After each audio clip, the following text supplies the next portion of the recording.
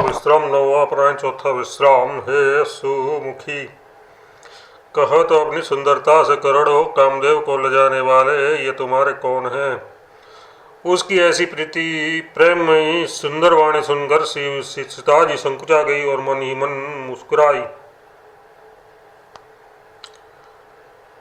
उत्तर गौर वर्ण वाली सीता जी उनको देखकर संकोच कर पृथ्वी की ओर देखती है। वे दोनों ओर के संकोच से सकुचा रही है। यथार्थ वह न बताने में ग्राम की स्त्रियों को दुख होने का संकोच है और बताने में लजारूप संकोच।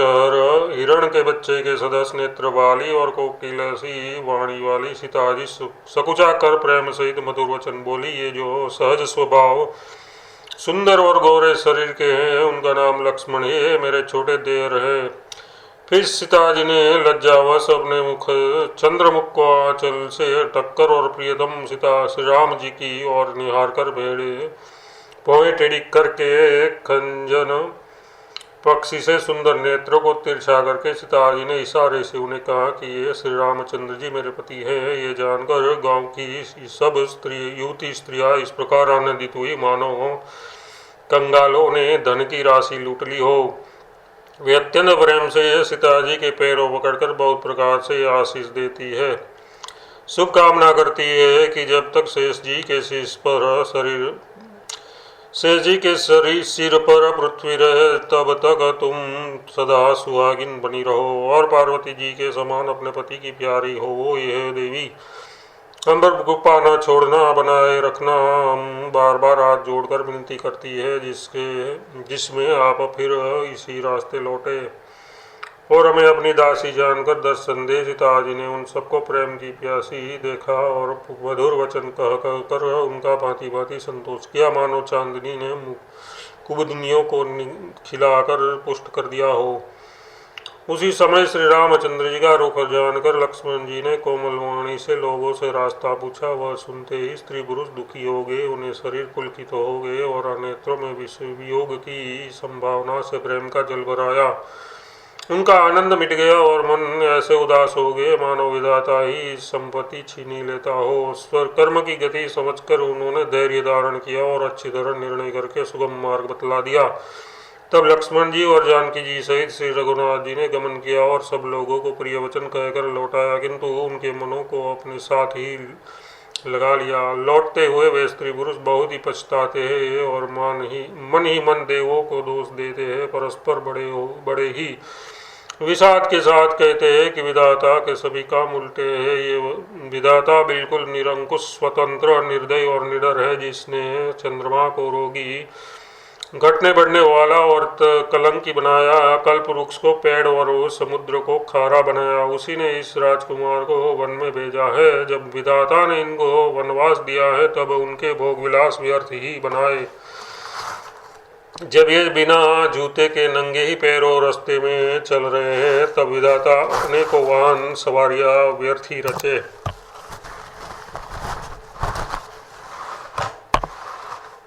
रची है।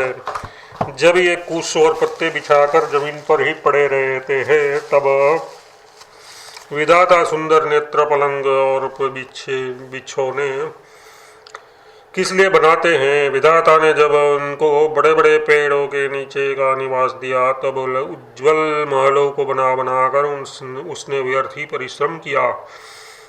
जो ये सुंदर और अत्यंत सुकुमार होकर मुनियों के वल्कल वस्त्र पहनते और जटा धारण करते हैं तो फिर करतार विधाता ने भली भांति के गहने और कपड़े वृथा ही बनाए। जो ये कंदमूल फूल फल खाते हैं तो जगत में अमृत आदि वे भोजन व्यर्थी है।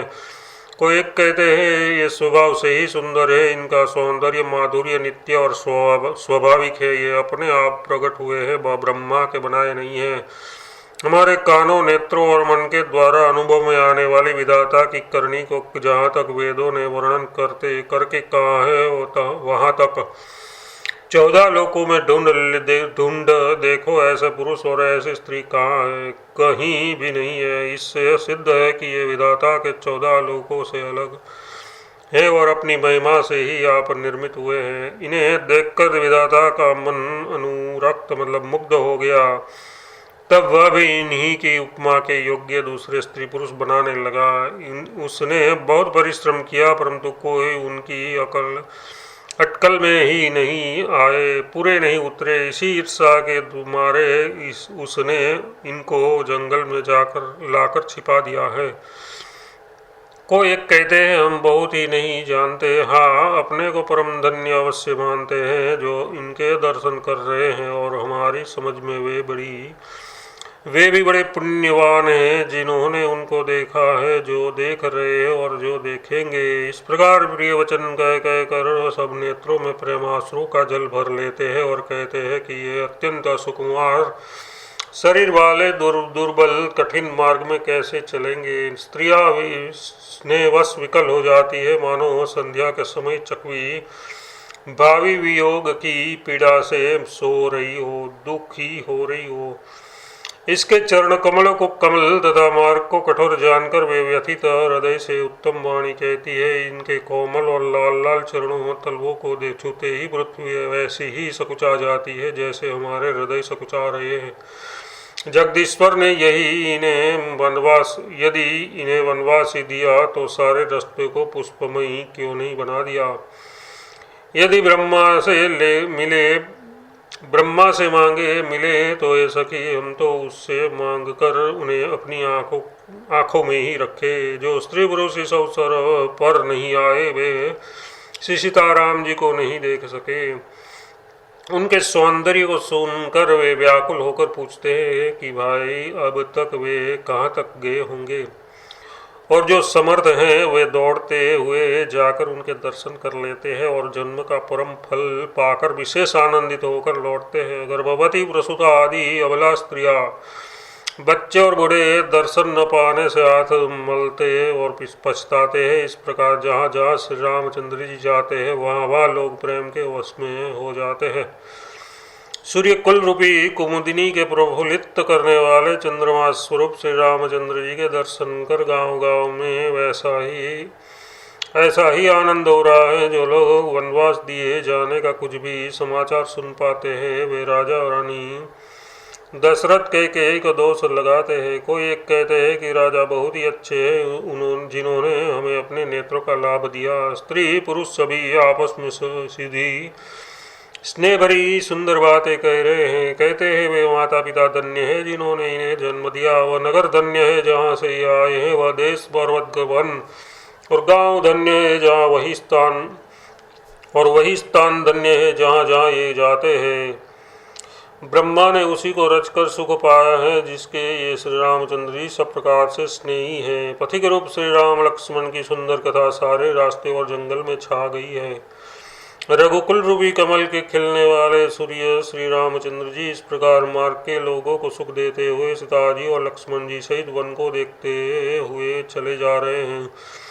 आगे श्री रामचंद्र जी है, पीछे लक्ष्मण जी सुशोभित है, तपस्वियों के वेश बनाए दोनों बड़ी ही शोभा पा रहे हैं। दोनों के बीच में सीता जी ऐसी सुशोभित हो रही है जैसे ब्रह्म और जीव के बीच में माया। फिर जैसी छवि मेरे मन में बस रही है उनको कहता हूँ मानो वसंत ऋतु और कामदेव के बीच में रति कामदेव की स्त्री शोभित हो। फिर अपने हृदय में खोज कर उपमा कहता हूँ कि मानो बुध चंद्रमा के पुत्र और चंद्रमा के बीच में रोहिणी चंद्रमा की स्त्री सो रही हो। प्रभु श्री रामचंद्र जी के जमीन पर अंकुरित होने वाले दोनों चरण चिन्हों के बीच बीच में पैर रखती हुई सीता जी कहीं भगवान के चरण चिन्हों पर पैर न टिक जाए इस बात से डरती हुई मार्ग में चल रही है। और लक्ष्मण जी मर्यादा की रक्षा के लिए सीता जी और श्री रामचंद्र जी की दोनों के चरण चिन्हों को बचाते हुए उन्हें दाहिने रखकर रास्ता चल रहे हैं। श्री राम जी लक्ष्मण जी और सीता जी की सुंदर प्रीति वाणी का विषय नहीं है, यथार्थ निर्वचनीय है, अतः वह कैसे कही जा सकती है। पक्षी और पशु भी उस छवि को देखकर प्रेमानंद में मग्न हो जाते हैं। पथिक रूप श्री रामचंद्र जी ने उनके भी चित्त चुरा लिए हैं। प्यारे पथिक सीता जी सहित दोनों भाइयों को जिन जिन माँ लोगों ने देखा उन्होंने भाव का अगम मार्ग जन्म मृत्यु रूपी संसार में भटकने का भयानक मार्ग बिना ही परिश्रम आनंद के साथ तैर कर लिया। यथार्थ वे आवागमन के चक्कर से सहज ही छूट कर मुक्त हो गए। आज भी जिसके हृदय में स्वप्न में भी कभी लक्ष्मण सीताराम तीनों बटोही आ बसे तो वह भी श्री राम जी के परम धाम में उस मार्ग को पा जाएगा जिस मार्ग को कभी कोई बिरले ही मुनि पाते हैं। तब श्री रामचंद्र जी सीता जी को थकी हुई जानकर और समीप ही एक बड़ का वृक्ष और ठंडा पानी देखकर उस दिन वहीं ठहर गए। कंदमूल फल खाकर रात भर वहां रहकर प्रातःकाल स्नान करके श्री रघुनाथ जी आगे चले। सुंदर वन, तालाब और पर्वत देखते हुए श्री प्रभु श्री राम जी वाल्मीकि जी के आश्रम में आए। श्री रामचंद्र जी ने देखा कि मुनि का निवास स्थान बहुत सुंदर है, जहाँ सुंदर पर्वत, वन और पवित्र जल है। सरोवर में कमल और वनों में वृक्ष फूल रहे हैं और मकरंद रस में मस्त हुए भंवरे सुंदर गुंजार कर रहे हैं। बहुत से पक्षी पशु कोलाहल कर रहे हैं और वे वैर से रहित होकर प्रसन्न मन से विचर रहे हैं। पवित्र और सुंदर आश्रम को देखकर कमल नयन श्री रामचंद्र जी हर्षित हुए। रघुश्रेष्ठ श्री रामचंद्र जी का आगमन सुनकर मुनि वाल्मीकि जी उन्हें लेने के लिए आगे आए। श्री राम जी ने मुनि को दंडवत किया। विप्र श्रेष्ठ मुनि ने उन्हें आशीर्वाद दिया। श्री रामचंद्र जी की छवि देखकर मुनि के नेत्र शीतल हो गए। सम्मान पूर्वक वो मुनि उन्हें आश्रम में ले आए। श्रेष्ठ मुनि वाल्मीकि जी ने प्राण प्रिय अतिथियों को पाकर उनके लिए मधुर कंद मूल और फल मंगवाए। श्री सीता जी, लक्ष्मण जी और रामचंद्र जी ने फूलों को खाया। तब मुनि ने उनको विश्राम करने के लिए सुंदर स्थान बतला दिए। मुनि श्री राम जी के पास बैठे हैं और उनको मंगल मूर्ति को नेत्रों से देखकर वाल्मीकि जी के मन में बड़ा भारी आनंद हो रहा है। तब श्री रघुनाथ जी कमल सदस्य हाथों को जोड़कर कानों को सुख देने वाले मधुर वचन बोले। हे मुनि नाथ, आप त्रिकालदर्शी है। संपूर्ण विश्व आपके लिए हथेली पर रखे हुए बैर के समान है। प्रभु श्री रामचंद्र जी ने ऐसा कहकर फिर जिस प्रकार से रानी कैकेयी ने निवास दिया वह सब कथा विस्तार से सुनाई और कहा, हे प्रभु, पिता की आज्ञा का पालन, माता का हित और भारत जैसे स्नेही एवं धर्मात्मा भाई का राजा होना और फिर मुझे आपके दर्शन होना, ये सब मेरे पुण्यों का प्रभाव है। मुनिराज, आपके चरणों का दर्शन करने से आज हमारे सब पुण्य सफल हो गए।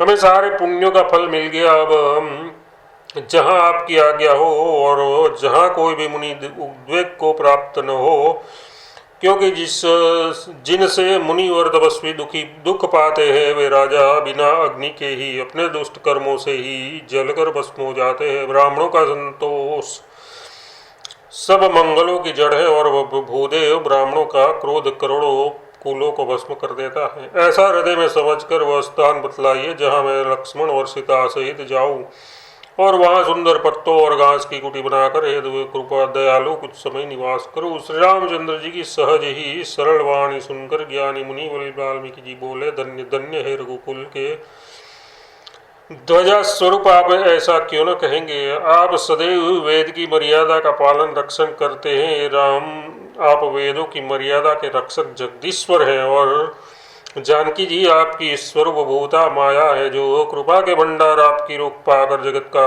सृजन पालन और संहार करती है, जो हजार मस्तक वाले सर्पों के स्वामी और पृथ्वी को अपने सिर पर धारण करने वाले हैं। वही चराचर के स्वामी शेष जी लक्ष्मण है। देवताओं के कार्य के लिए आप राजा का शरीर धारण करके दुष्ट राक्षसों की सेना का नाश करने के लिए चले हैं। राम, आपका स्वरूप न वाणी के अगोचर, बुद्धि से परे, अव्यक्त, कथनीय और अपार है। वेद निरंतर उसका नेति नेति कहकर वर्णन करते हैं। राम जगत दृश्य है, आप उसके देखने वाले हैं। आप ब्रह्मा, विष्णु और शंकर को भी नचाने वाले हैं। जब वे भी आपके मर्म को नहीं जानते तब और कौन आपको जानने वाला है। आप वही आपको जानता है जिसे आप जना देते हैं और जानते ही वह आपका ही स्वरूप बन जाता है। हे रघुनंदन, हे भक्तों के हृदय में निशीतल करने वाले चंदन, आपकी ही कृपा से ये भक्त आपको जान पाते हैं। आपकी देह चिदानंदमय है, ये प्रकृति जन्य पंच महाभूतों की बनी हुई कर्म बंधन युक्त त्रिदेह विशिष्ट मायिक नहीं है और उत्पत्ति नाश वृद्धि क्षय आदि सब विकारों से रहित है। इस रहस्य को अधिकारी पुरुष ही जानते हैं। आपने देवता और संतों के कार्य के लिए दिव्य नर शरीर धारण किया है और प्रकृति के तत्वों से निर्मित देह वाले साधारण राजाओं की तरह से कहते और करते हैं। राम, आपके चरित्र को देख और सुनकर मूर्ख लोग तो मोह को प्राप्त होते हैं और ज्ञानी जन सुखी होते हैं। आप तो जो कुछ कहते हैं करते हैं वह सब सत्य उचित ही है, क्योंकि जैसा स्वांग भरे वैसा ही वैसा ही नाचना भी तो चाहिए। इस समय आप मनुष्य रूप में हैं, अतः मनुष्योचित व्यवहार करना ठीक ही है। आपने मुझसे पूछा है कि मैं कहाँ जाऊँ, परंतु मैं ये पूछते संकोचाता हूँ कि जहाँ आप न हो वह स्थान बता दीजिए, तब मैं आपके रहने के लिए स्थान दिखलाऊं। मुनि के प्रेम रस से सनी हुई वचन सुनकर श्री रामचंद्र जी रहस्य खुल जाने के डर से सकुचाकर मन में मुस्कुराए। वाल्मीकि जी हंसकर फिर अमृत रस में डुबाई हुई मीठी मुँहवाणी बोले, राम जी सुनिए, अब मैं वह स्थान बतलाता हूँ जहाँ आप श्री सीता जी और लक्ष्मण जी समीप निवास करिए, जिनके कान समुद्र की भांति आपकी सुंदर कथा रूपी अनेकों सुंदर नदियों से निरंतर भरते रहते हैं, परंतु कभी पूरे तृप्त नहीं होते। उनके हृदय आपके लिए सुंदर घर है और जिन्होंने अपने नेत्रों को चातक बना रखा है, जो आपके दर्शन रूपी मेघ के लिए सदा लालायित रहते हैं तथा जो भारी भारी नदियों, समुद्रों और झीलों का निरादर करते हैं और आपके सौंदर्य रूपी मेघ के एक बूंद जल से सुखी हो जाते हैं, अर्थात आपके दिव्य सिद्धानंदमय स्वरूप के किसी एक अंग की जरा सी भी झांकी के सामने स्थूल सूक्ष्म और कारण तीनों का जगत के यथार्थ पृथ्वी, स्वर्ग और ब्रह्म लोक तक के सौंदर्य का तिरस्कार करते हैं। रघुनाथ जी, उन लोगों के हृदय रूपी सुखदायी भवनों में आप भाई लक्ष्मण जी और सीता जी सहित निवास कीजिए। आपके यश रूपी निर्मल मान सरोवर में जिनकी जीव सिंहनी बनी हुई आपके गुण स्वरूप रूपी मोतियों को चुगती रहती है, राम जी आप उनके हृदय में बसिए। जिनकी नासिका प्रभु आपके पवित्र और सुगंधित पुष्पादि को सुंदर प्रसाद को नित्य आदर के साथ ग्रहण करती सुंगति है और जो आपको अर्पण करके भोजन करते हैं और आपके प्रसाद रूप ही वस्त्राभूषण धारण करते हैं, जिनके मस्तक देवता गुरु और ब्राह्मणों को देखकर बड़ी नम्रता के साथ प्रेम सहित झुक जाते हैं, जिनके हाथ नित्य श्री रामचंद्र जी आपके चरणों की पूजा करते हैं और जिनके हृदय में श्री रामचंद्र जी आपका ही भरोसा है, दूसरा नहीं, तथा जिनके चरण श्री रामचंद्र जी आपके तीर्थों में चलकर जाते हैं, राम जी आप उनके मन में निवास कीजिए। जो नित्य आपके राम नाम रूप मंत्र राज को जपते हैं और परिवार परिकर सहित आपकी पूजा करते हैं, जो अनेकों प्रकार से तर्पण और हवन करते हैं तथा ब्रह्मांड को भोजन कराकर बहुत दान देते हैं, तथा जो गुरु को हृदय में आपसे भी अधिक बड़ा जानकर सर्वभाव से सम्मान करके उनकी सेवा करते हैं और ये सब कार्य उनके सब कर्म करके सबका एकमात्र यही फल मांगते हैं कि श्री रामचंद्र जी के चरणों में हमारी प्रीति हो। उन लोगों के मन रूप मंदिरों में सीता जी और रघुकुल को आनंदित करने वाले आप दोनों बसिए, जिनके न तो काम क्रोध मद अभिमान और मोह है, न लोभ है, न क्षोभ है, न राग है, न द्वेष है, न कपट है, दंभ और माया ही है। हे रघुनाथ आप उनके हृदय में निवास कीजिए, जो सबके प्रिय और सबका हित करने वाले हैं, जिन्हें दुख और सुख तथा प्रशंसा मता बढ़ाई और गाली मतलब निंदा समान है, जो विचार कर सत्य और प्रिय वचन बोलते हैं तथा जो जागते सोते आपकी ही शरण है और आपको छोड़कर जिनके दूसरी कोई गति आश्रय नहीं है। राम जी आप उनके मन में भी बसिए, जो पराई स्त्री को जन्म देने वाली माता के समान जानते हैं और पराई धन जिन्हें विष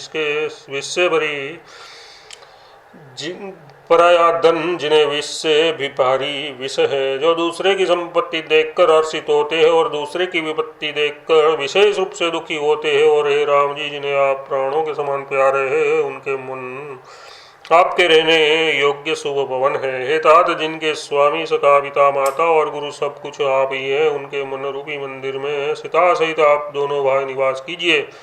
जो गुणों को छोड़कर सबके गुणों को ग्रहण करते हैं, ब्राह्मण और गौ के लिए संकट सहते हैं, नीति निपुणता में जिनकी जगत में मर्यादा है, उनका सुंदर मन आपका घर है। जो गुणों को अपना और दोष को अपना समझता है, जिसे सब प्रकार से आपका ही भरोसा है, और राम भक्त जिसे प्यारे रखते हैं, उनके हृदय में आप सीता सहित निवास कीजिए। भांति जाति पाति धर्म बड़ा प्यारा परिवार और सुख देने वाला घर सबको छोड़कर जो केवल आपको ही हृदय में धारण किए रहता है, रघुनाथ जी आप उनके हृदय में रहिए। स्वर्ग नरक और मोक्ष जिनकी दृष्टि में समान है, क्योंकि वह जहाँ तहाँ सब जगह केवल धनुष बाण धारण किए आपको ही देखता है, और जो कर्म से वचन से और मन से आपका दास है, राम जी आप उनके हृदय में डरार कीजिए, जिनको कभी कुछ भी नहीं चाहिए और जिनका आपसे स्वाभाविक प्रेम है। आप